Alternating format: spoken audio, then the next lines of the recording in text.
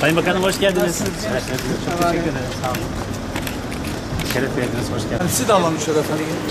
Hocalarımıza şöyle. Görüntü alamıyoruz abi.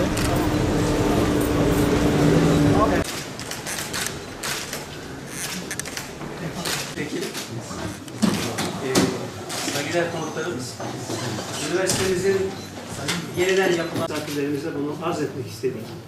Ve bir iki yapımızı da zamanın el verdiği ölçüde Üniversitenin Batman için, bölgemiz için, ülkemiz için çok önemli bir unsur olduğunu hepimiz çok iyi biliyoruz. Aslında sosyal, ekonomik, genel alanda kalkınmanın en büyük motorlarından bir tanesi üniversitelerdir.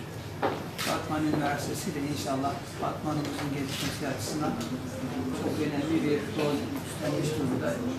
Bu rolü daha da inşallah önümüzdeki dönemde büyütecekler. Üniversiteyi biz çok önemsiyoruz. Hükümetimiz döneminde Batman'ımıza bir üniversite kazandırıldı. Şimdi üniversitenin Batman'a yakışır bir noktaya gelmesi bizim için çok önemli.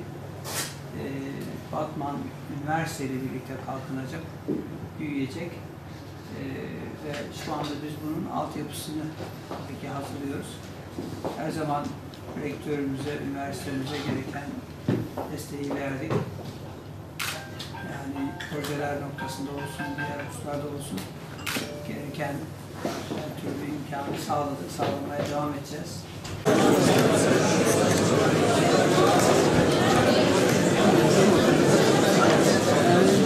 Eğitim Fakültemiz 2016 yılında tasfiye oluyor. Yani bu fakültemiz bitiyor. Onun yerine teknoloji fakültemiz kuruldu. Milli Eğitim Bakanlığı burayı beğenmiş.